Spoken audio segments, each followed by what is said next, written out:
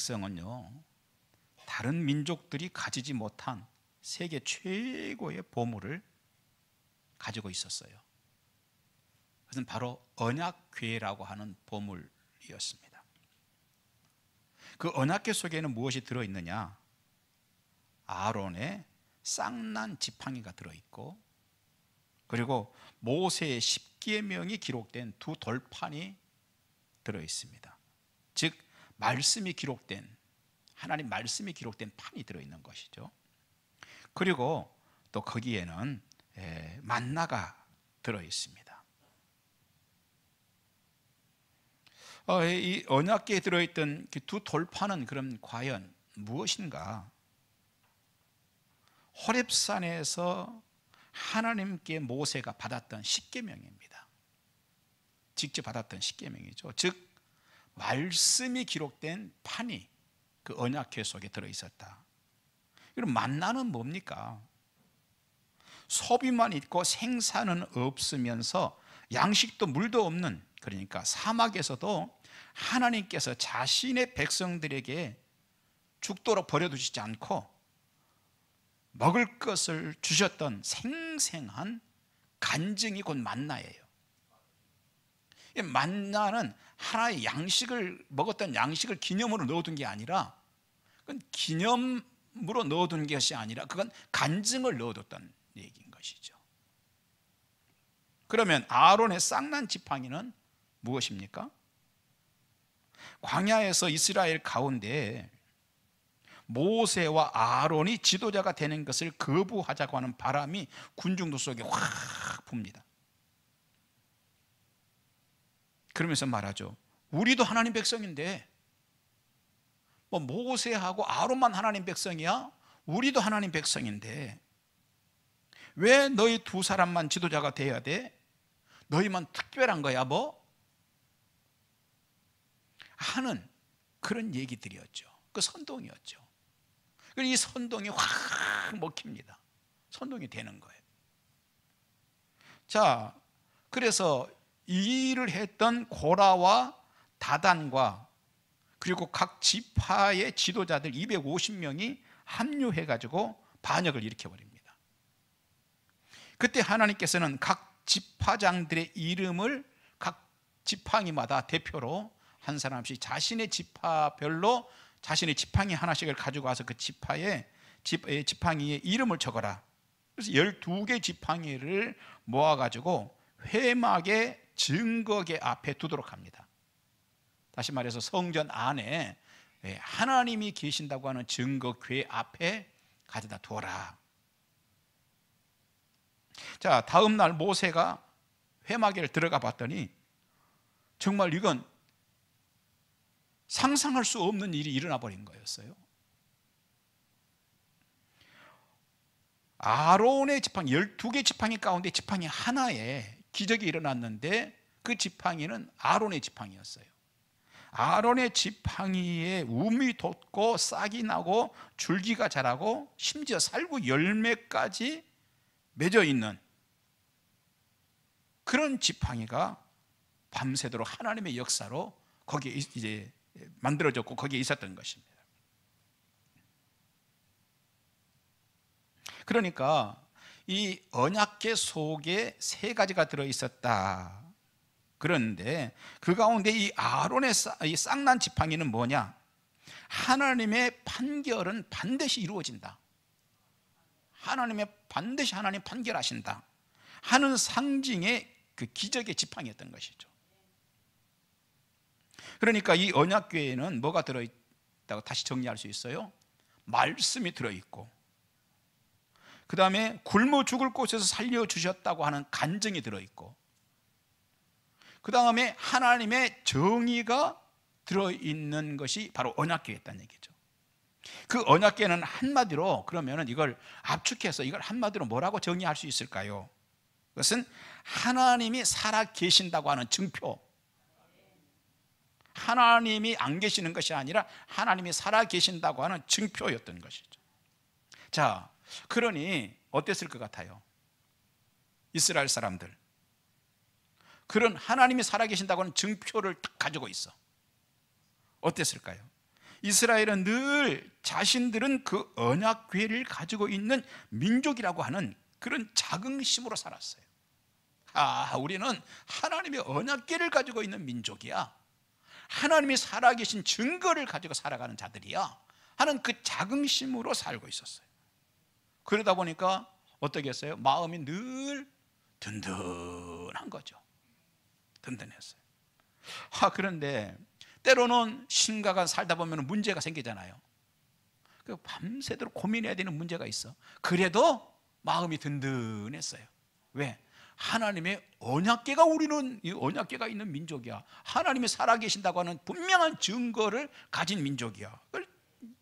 심지어는 이제 이 든든함이 어디까지 넘어가느냐면요, 자신이 하나님 앞에 잘못했어, 범죄를 했어. 그래서 이거 참 하나님 앞에서 하나님께서 아주 매우 싫어하실 일을 했어. 그런데도 우리는 하나님의 언약궤가 있는데 뭘, 이렇게 심지어 하기까지 하는 그런 상태가 됐어요. 그러던 어느 날이었습니다. 블레셋하고 이스라엘이 아벡이라고 하는 곳에서 전쟁을 합니다. 전투가 발생했어요. 자, 여러분, 그러면 하나님의 백성들이 이겨야 되겠어요? 하나님 백성 아닌 자들이 이겨야 되겠어요? 하나님 백성들이 이겨야 기분이 좋고, 하나님 살아계셔서 우리에게 은혜를 주시는구나. 사업을 해요. 우리 옆집 사업장하고 우리 사업장하고 어디가 더 잘 돼야 돼요? 예수 믿는 집이 더 잘 돼야 돼. 장사를 해도 예수 안 믿는 집하고 예수 믿는 집하고 어디가 더 잘 돼야 돼요? 예수 믿는 집이 더 잘 돼야 하나님이 나에게 은혜를 주셨구나. 그렇지, 진짜 나는 하나님이 살아계신다는 나는 그 증거를 가진 사람이야. 그런데 이게 그게 아니라 뒤집어졌어. 전쟁을 하는데, 블레셋하고 이스라엘하고 전쟁을 하는데 이스라엘이 이기는 게 아니라 번번이 지는 거야. 이거 기가 막히는 일이에요. 사업을 하는데, 장사를 하는데 예수 믿는 집은 지질이 손님이 안 오는데 저쪽은 손님 바글거려. 이거 정말 기가 막히는 일이에요. 자, 그래 이스라엘이 아벡에서 블레셋하고 전쟁을 하는데 번번이 져버려. 심지어 그 전쟁에서 얼마나 패배를 해버리냐면요, 이스라엘 장경 군인들이 3만 명이 죽어버려요. 엄청난 일이죠. 어쩌면 회복 불가능할 수도 있어요. 그뿐 아니라 그때 당시에 왕이 누구였냐면 사울 왕이었는데, 사울의 두 아들 둘이 전사를 하고 죽어버려요. 자, 그러니까 이거 큰일 났잖아요. 이거 이제 큰일 난 거예요. 정말 이거 이러지도 못하고 저러지도 못하는 상황이 된 거예요. 이거 이제 어떻게 하면 좋아요? 그런데 이스라엘에는 뭐가 있었어요? 언약궤가 있었단 말이에요. 하나님이 살아계신다고 하는 증거인 언약궤가 있었어요. 그러니까 그 상황이 되니까 이스라엘 사람들이 무슨 생각을 했느냐? 이거 이럴 게 아니라 이게 언약궤를 이제는 최종적인 거예요. 이제 마지막이에요. 언약궤를 가지고 전쟁터에 가자. 언약궤를 앞세우고 우리 한번 전쟁을 한번 해보자. 왜 그렇게 생각했겠어요? 그것만 있으면 되겠지. 그런데 그렇게 해서 언약궤를 가지고 왔어요. 언약궤를 앞세웠어요. 그 전투를 했습니다. 어떻게 됐으면 좋겠어요? 이게 연속극이라면 이겼으면 얼마나 좋겠어. 그런데요, 또 져버리는 정도가 아니라 언약궤를 뺏겨버리기까지. 자, 이런 일이 언제 일어났느냐? 사울 왕 때에 일어납니다. 그러면서 이제 시대가 바뀌어요. 이미 뺏겼어요. 사울의 뒤를 이어서 누가 왕이 되느냐 하면 다윗이 왕이 되죠. 다윗이 왕이 된 후에 국가적으로 제일 먼저 해야 되는 일이 있어요. 그것은 왕궁을 더 튼튼하게 짓는 일이 아니었어요. 농사를 더 잘 되도록 뭐를 이렇게 하는 그런 게 아니었어요. 제일 최우선적으로 해야 되는 일이 하나 있었는데 그게 뭐냐? 블레셋에게 뺏긴 언약궤를 되찾아오는 것이 가장 시급한 문제였어요. 하지만 한 번 뺏긴 언약궤를 다시 되찾는다는 것은 그렇게 쉬운 게 아니었어요. 뺏기지 않았으면 모르는데 한 번 뺏겨버린 언약궤를 다시 되찾는다는 거, 이게 쉬운 일이 아니었어요. 사람의 힘으로 찾아오지 못하는 언약궤가 되고 만 겁니다. 그 언약궤가 돌아오도록 하는 그 일은 결국 하나님께서만 하실 수 있었고 하나님께서 해 주셔야만 하는 상황이 되고 만 거예요. 자, 그러면 이 언약궤를 빼앗아 간 블레셋은 어떻게 됐을까? 언약궤를 가지고 전리품 아니에요, 최고의 전리품을 뺏어갔어요. 그래서 이걸 가지고 가가지고 우리가 이렇게 이스라엘의 보물 중에 보물을 뺏어왔습니다, 최고의 전리품이다 하고 가져다가 언약궤를 뒀는데 이상해요. 언약궤가 가는 곳마다 그 지역이 망해. 막 갑자기 폭우가 쏟아져가지고 농사 다 망해버리고 막 전염병이 돌아가지고 사람들이 다 죽어버리고 쑥대밭이 돼버리고. 그러니까 블레셋 사람들이 이제 어떻게 해요? 언약궤를 슬슬 피해. 우리 지역에는 못 오게 해. 그거 우리 지역에 오면 안 돼. 이래가지고 서로 언약궤가 못 오도록 하려고 각 지역에서 지자체가 나서서 그런 상황이 됐던 겁니다. 자, 그렇게 되니까 블레셋이 뜨거운 감자 아니에요, 이거? 어떻게 하면 좋겠어요? 그래서 하는 수 없어요. 뜨거운 감자는 어디다 집어넣어버려야 돼요? 솥에다 집어넣어버려야 돼요. 그래서 이스라엘의 블레셋이 생각하기를 가장 안전한 곳, 이것은 자기들이 섬기는 신 중에 최고의 힘 있는 신이라고 생각하는 다곤 신전 안에다가 갖다 넣어버리자. 그렇게 해서 다곤 신전 속에 언약궤를 가져다 놨어요. 그런데 그날 밤에 엄청난 일이 그 다곤 신전에 일어나 버립니다. 다곤 신상이, 엄청난 신상이 우뚝 서 있었는데 잘 있던 다곤 신상이 아침에, 그날 아침, 다음 날 아침에 가보았더니 땅바닥으로 엎어져가지고 땅바닥에 엎드려 있는 거예요. 가만히 봤더니 팔목도 부러지고 다리도 부러지고 목도 부러지고. 자, 그러니 이게 하나님의 언약궤가 블레셋에게는 재앙이었던 거예요.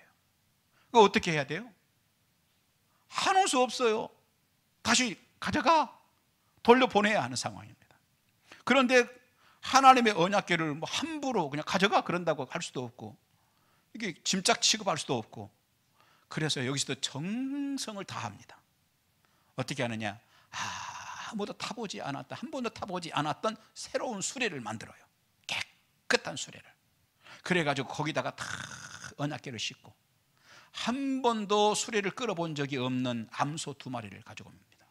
그것도 새끼 달린 암소 2마리를 앞에 매도록 끌고, 그래서 베스메스라고 하는 곳으로 이제 가도록 소가 끌고 다시 이스라엘로 이렇게 환원해서 주는 거예요. 가져가십시오. 그 뭐하러 뺏어갔는지 모르겠어요. 괜히 뺏어갔지. 자, 그래서 천신만고 끝에 하나님의 언약궤가 이스라엘로 돌아옵니다. 할렐루야. 뭐 아멘 좀 해야 되는 거 아니에요? 할렐루야. 돌아왔어요.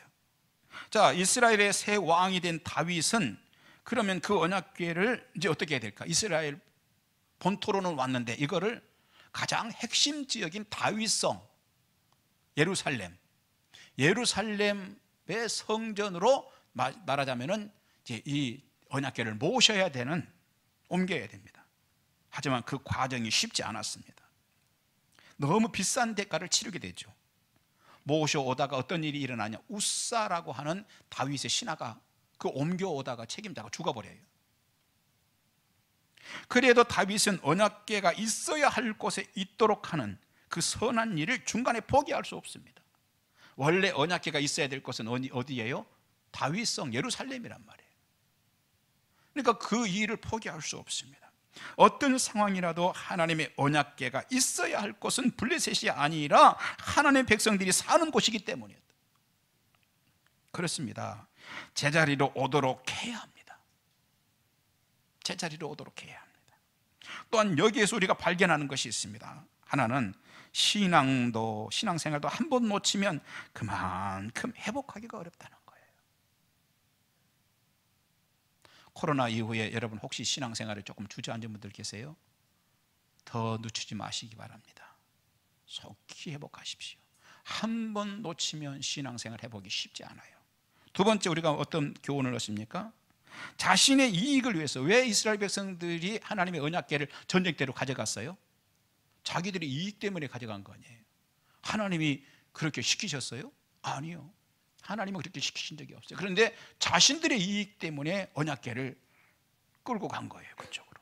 또 그걸 끌고 갈 때 하나님께서 그렇게 하라고 하신 적도 없는 자기의 판단대로, 각자 좋은 소견대로, 자기 생각으로 이리 끌고 다니고 저리 끌고 다니고 했던 것이죠.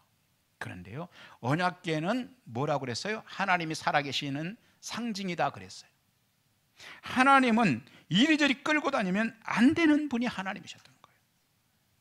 그런데 이스라엘이 그래도 되겠지 하고 그 이리저리 끌고 다니서는 안 된다는 사실을 잃어버리는 순간 어떤 일이 일어납니까? 하나님이 살아있다는 상징인 언약궤가 성전에, 예루살렘 성전에 있지 않고 있어서는 안 되는 블레셋에 가 있게 되는 그런 안타까운 일이 일어납니다. 여러분의 언약궤는 안녕하십니까? 우리 옆에 분의 얼굴을 보면서 물어보세요. 언약궤는 안녕하십니까?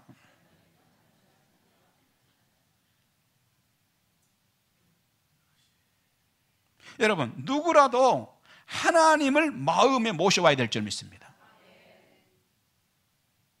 언약궤가 상징하는 건 하나님이 살아계신다는 거예요. 다시 말해서 하나님, 이 어디에 계셔야 돼요?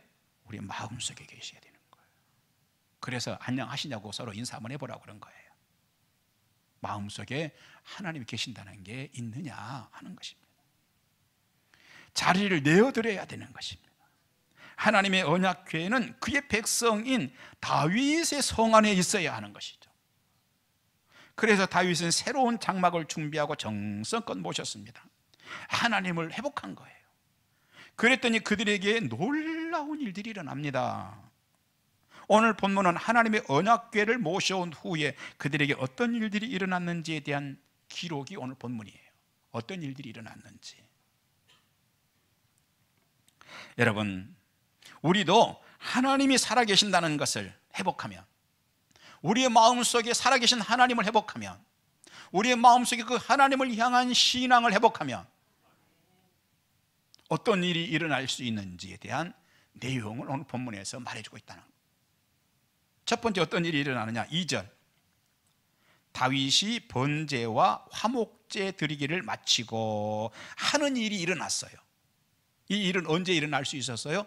언약궤를 다윗성으로 모셔온 후에 이런 일이 일어날 수 있었다는 얘기예요. 언약궤를 모시고 다윗이 뭐를 했다고요? 번제와 화목제를 드리는 일을 할 수 있었다 하는 것이죠. 언약궤를 회복하던 날 감동스러운 번제와 화목제를 드릴 수 있게 된 거예요. 여러분 생각해 보시기 바랍니다. 그날 드린 제사는 일상적으로 늘 드리던 그런 제사가 아니에요. 졸려가지고 막 한쪽 눈 감았다 떴다 하고 막 싸워가면서 잠하고 싸워가면서 막 이렇게 드리는, 일상적으로 드리던 그런 제사가 아니에요. 여러분 생각해 보십시오. 그 뺏겼던, 블레셋에 뺏겼던 언약궤가 돌아왔어요. 정말 파란만장한 과정을 거쳐서 정말로 수건이 이루어진 거예요. 그 언약궤를 다 모시고 그날 예배를 드리는데, 성경에는 그 감동 뭐 이런 얘기는 없어요. 목사님 어떻게 아세요? 안 봐도 알아요. 여러분 그 언약궤를 모셔왔는데 감동이 있었겠어요, 없었겠어요? 감동 없으면 그건 인간도 아니야. 감동의 예배를 드릴 수 있었다. 하나님을 회복한 후에 처음 드리는 제사입니다. 지난 날들이 막 주마등처럼 지나갔을 거예요. 그 성전에 있던 그 언약궤를 괜히 우리가 끌고 가가지고 전쟁 때 가지고 갔던 거, 전쟁 때 막 그거 뺏어가려고 하니까 안 뺏기려고 많은 군인들이 죽었던 거, 또 뭐 갔던 과정들 오다가 뭐 이렇게 해서 결국은 뭐 이 사람 죽고 저 사람 죽고, 오랜 세월 지나서 오늘 이제 여기 오게 됐구나. 지난 날들이 주마등처럼 지나갔을 거예요. 눈물이 솟구쳤을 것입니다. 그런데 이상해요. 성도들은요, 신앙, 예수 믿는 사람은요, 눈물은 흐르는데요, 하나님 앞에서 흐르는 눈물은요, 눈물은 흐르는데 감정은 정화된다는 거예요. 아멘. 그날 다윗이 그 언약궤를 회복하고 하던 날 번제와 화목제를 드리기를 마치고 그랬어요. 이걸 드릴 수 있었다는 거예요. 아마 그날 눈물의 번제와 화목제가 됐을 거예요. 성경이 어디 있나요? 성경에는 없지만 여러분은 어떻게 하시겠는지 생각해요. 그때 눈물 없다면요, 인간도 아니라고 그랬어요, 제가. 자, 그렇게 눈물은 흐르는데 감정은 정화됩니다. 모든 것이 아름다워집니다. 모든 게 아름다워져. 그래서 전쟁하던 용사의 입에 축복의 언어가 열리기 시작해.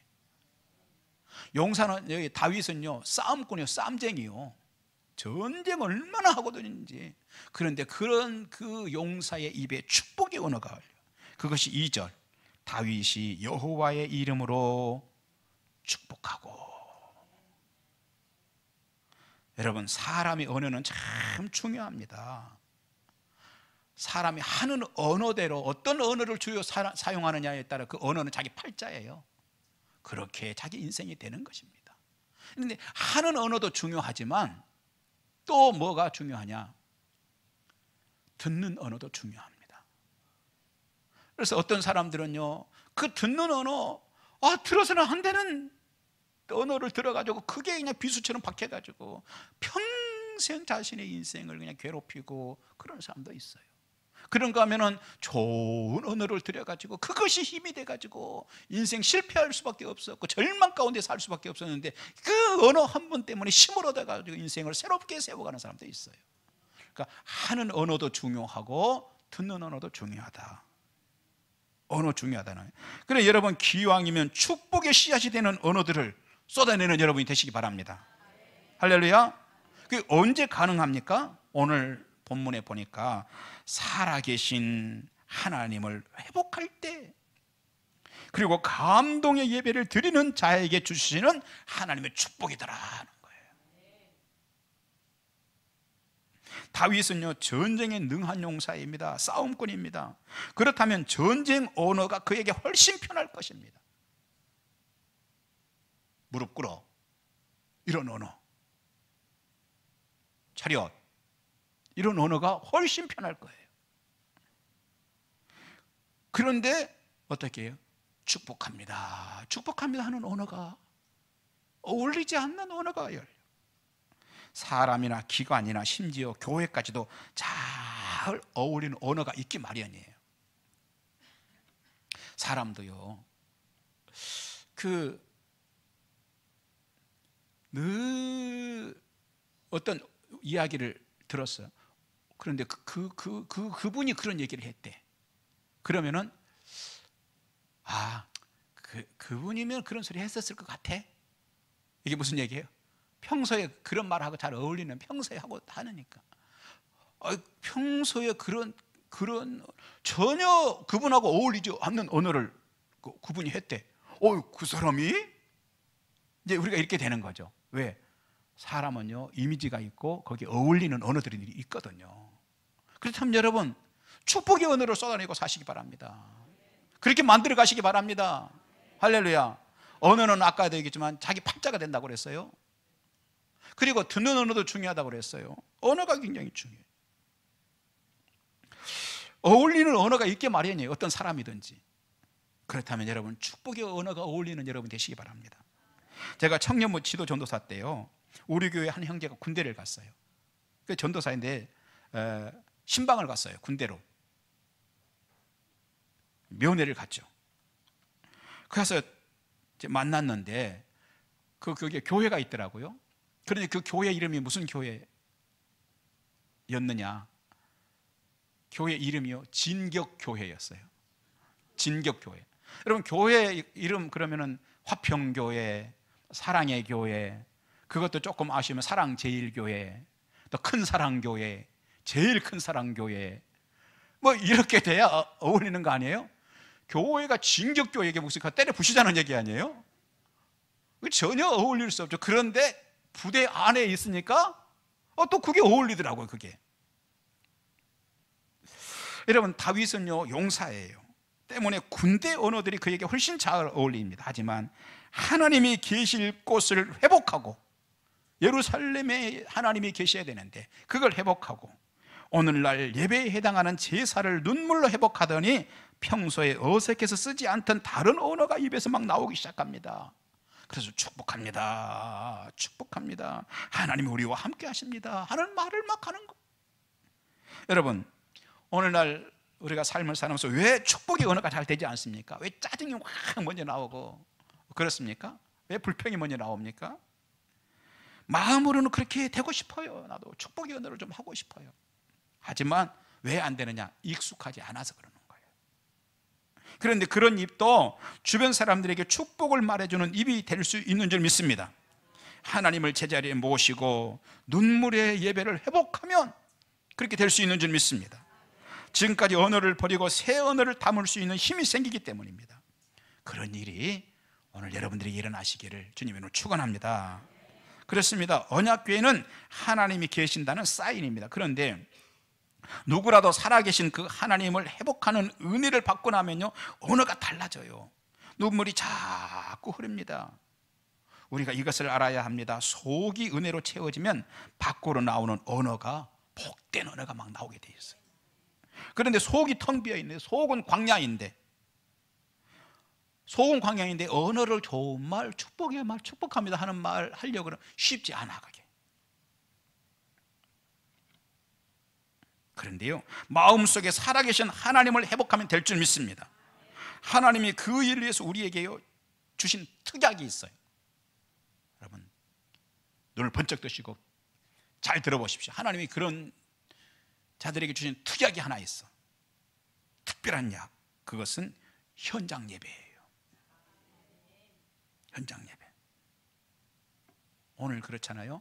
그들에게 다윗이 언어가 바뀔 수 있었던 게 현장에서 와서 바로 이 제사를 지내면서 그 언어가 바뀔 수 있었거든요. 현장 예배예요. 여러분, 주일 예배를 하나님께 현장에 나와서 할 수 있으면 드리십시오. 그리고 할 수 있으면 무슨 예배도 나와서 드리면 좋겠어요? 오후 예배 그렇게 하시기 바랍니다. 또 많지요? 다 하려면 오늘 이렇게 시간이 너무 길어지니까 현장에 나와 하십시오. 여러분, 가급적 유튜브 많이 보지 마시기 바랍니다. 정말 할 수 없으면 몰라요. 할 수 없으면 어쩔 수 없죠. 예를 들자면은 몸이 아파서 병원에 있어. 그러면 할 수 없죠. 그때는 유튜브라도 가지고 예배를 드려야 되고, 또 직장 문제로 할 수 없어 나는 그날 가야 돼요. 그러면 그건 하나님도 용서해 주실 거예요. 여기 와서 앉아서 졸고 자는 것보다 뜨겁게 유튜브 예배라도 드리는 걸 하나님도 귀하게 여기실 수도 있어요. 그런 분들은, 그런데 그렇지 않고 툭 하면 유튜브 보고 그러지 마십시오. 그거요, 예배 쇼핑 되는 거예요. 나와서 오늘 본문처럼 예배를 드리십시오. 여러분, 현장 예배를 사모하세요. 아유, 목사님 그러려면 귀찮고요, 시간. 귀찮음을 넘어서지 못하면 은혜 못 받아요. 아유, 그래도 귀찮고요, 힘들고 머리도 감아야 되고 예배 가려면요, 머리 안 감고 은혜 받으려면 은혜 못 받는 거예요. 나와서 심령에 하나님이 충만하시기 바랍니다. 두 번째, 어떤 일이 있었냐면 3절, 이스라엘 무리 중 남녀를 막론하고 각 사람에게 떡 한 덩이와 야자 열매로 만든 과자와 건포도로 만든 과자 하나씩을 뭐 했어요? 나눠주더라 하는 일이 그날 일어난 거예요. 축제가 일어난 겁니다. 인생이 축제 인생이 돼요. 회복할 걸 회복하면. 내 영혼의 축제가 일어납니다. 가정도 축제 같은 가정이 되는 것입니다. 주변 사람들에게 떡 한 덩이와 건포도 과자 하나씩 나눠줄 수 있는 일이 일어나는 것입니다. 그 축제는 내 것을 베풀므로부터 시작됩니다. 축제의 음식을 받아든 백성들이 기뻤을까요? 안 기뻤을까요? 기뻤죠. 그러자 내 것을 내어준 다윗은 더 기쁜 거예요. 그것이 축제 인생의 특징입니다. 그런데 이런 축제 인생이 될 수 있는데 언제 그게 가능하냐? 회복할 때. 회복할 건 뭐냐? 내 마음속에 하나님이 계시는 걸 회복하시고, 살아계신 하나님을 회복하시고, 교회를 사랑하는 걸 회복하시고, 예배를 사모하는 걸 회복하시기 바랍니다. 이스라엘이 언약궤를 모셔오고 그런 일이 일어났어요. 중요한 것은요, 궤라고 해서 다 같은 궤 아닙니다. 거기에 무엇이 들어있느냐가 중요합니다. 우리 어릴 때 많은 가정에 농이나 장 대신에 뭐가 있었냐? 궤짝이 있었어요. 그런데 거기에는 다음 철에 입을 옷들이 그 궤짝 속에, 박스 속에 이렇게 들어있었어요. 그 궤짝, 그리고 옷들이 들어요. 그 궤짝 위에는 이불을 이렇게 포개서 이렇게. 헌 옷 들어있으면 그 궤짝에서는 뭐만 나와요? 헌 옷만 나오게 돼 있는 겁니다. 궤라고 해서 다 같은 궤짝 아닙니다. 이단 사설이나 불신앙이나 자신의 아집을 그 속에 넣어두고는 언약궤라고 착각해서는 안 되는 것입니다. 언약궤 속에는 뭐가 있다고요? 하나님의 말씀과 신앙의 간증과 하나님의 정의라는 판단이 들어있는 것이 언약궤다. 그것을 회복하시기 바랍니다. 그러면 위대한 축제 인생이 시작되는 것입니다. 세 번째, 4절 어떤 일이 일어났을까? 또 레위 사람을 세워 여호와의 궤 앞에서 섬기며 이스라엘 하나님 여호와를 칭송하고 감사하며 찬양하게 하였으니 하는 일이 일어납니다. 무슨 뜻입니까? 이제 이전에 언약궤를 회복하기 전에는 무엇을 해야 할지 몰랐습니다. 블레셋에 있을 때는. 그래서 아무것도 안 했어요. 그런데 회복하기 나니까 무엇을 해야 할지 그것이 보인 것이에요. 그래서 레위 사람을 세워 하나님 여호와를 칭송하며 감사하며 찬양하게 한 것입니다. 우리도 언약궤에 해당하는 것을 회복하면 교회 안에서 하나님을 섬기고 싶어진, 성도들과 이웃을 섬기고 싶어 합니다. 그런 일들이 내가 해야 할 일로 보이기 시작하는 거예요. 그리고 적은 것이라도 할 때 기뻐지는 것입니다. 인생도요, 회복할 걸 회복하면 그 무엇을 해야 될 것인지 길을 알게 돼요. 그것이 보입니다. 여러분의 언약궤는 어디에 있습니까? 혹시 지금도 블레셋에 있습니까? 더 심하게는 다곤의 신전에 있는 분이 있습니까? 아닙니다. 그러면 안 됩니다. 그것은 하나님을 모셔둘 것이 못 되는 것입니다. 이제는 살아계신 하나님의 신앙을 회복해서 마음 중심에 세우시기 바랍니다. 오늘이 그날이 되시기 바랍니다. 마지막 한 가지만 더 말씀드립니다. 6절 말씀 보니까 항상 하나님의 언약궤 앞에서 나팔을 부니라 하는 일이 일어났습니다. 언약궤가 자리를 잡지 못했을 때는 그냥 방치된 궤였습니다. 아무런 일도 일어나지 않았습니다. 그런데 그 언약궤가 있어야 할 곳에 있도록 하니까 그 앞에서 나팔을 불 수 있게 되었다고 성경은 말씀하고 있어요. 그래서 그 나팔 소리를 듣는 사람들은 어떻게 했을까요? 마음이 막 움직이기 시작합니다. 찬양하고 싶은 생각이 들기 시작합니다. 언약궤가 운동력이 있도록 사람들이 하는 일이 일어났다는 것입니다. 그 언약궤 속에 있는 것이 무엇입니까? 하나님 말씀이 들어있고 정의로운 판단이 들어있고 간증이 들어있습니다. 그런 점에서 언약궤는 무엇과 같은가? 오늘의 성경과 같다는 것입니다. 그런데 문제는 그 언약궤와 성경이 그 자체만으로는 운동력이 없다는 거예요. 늘 성경도요, 주일 예배 마치고 집에 갔다 놓으면 주중에 막 돌아다니는 성경이 그냥 그 자리에 있는 거예요. 운동력이 없어요. 그런데 만일에 성경책이 운동력이 있다면 얼마나 좋겠어요. 가가지고 엉뚱한 생각했더니 성경이 확 날아와가지고 막 뒤통수를 한번 때리면 그럼 신앙생활 다 잘하지 않겠어요? 그런데 성경책은 운동력이 없어요. 거기에 있는 거예요. 막 뒤통수 날아 때리고 그건 부녀 아버지와 자식 간에 할 일이 아니죠. 하나님께서 그래서 그렇게 안 한 것뿐이 박스로 남겨둔 거예요. 그런데 그 박스인 성경이 살아있도록 하고 운동력이 있도록 하는 것이 누가 해야 될 몫이냐? 우리들이 해야 되는 몫이라는 거예요. 그것이 오늘 다윗이 언약궤를 회복하고 난 다음에 그 앞에서 나팔을 불어라, 운동력이 있도록 하자. 그 운동력에 나팔 소리가 멀리 들렸을 거예요. 그 소리를 듣는 사람들마다 하나님을 생각하고 또 그 간증을 떠올리고 하나님 말씀을 떠올리고 하나님의 정의로운 판단을 떠올리면서 그렇게 살아계신 하나님을 다시 한번 회복했을 줄 믿습니다. 오늘 저와 여러분들도 그런 놀라운 은혜가 있기를 주님의 이름으로 축원합니다. 기도하겠습니다. 감사합니다. 아버지, 귀한 말씀을 저희들에게 주셨습니다. 하나님을 회복하게 하시고 뜨거운 감사로 주님과 동행하게 하여 주옵소서. 우리의 인생이 바꿔지게 하여 주시옵소서. 예수님 이름으로 기도합니다. 아멘.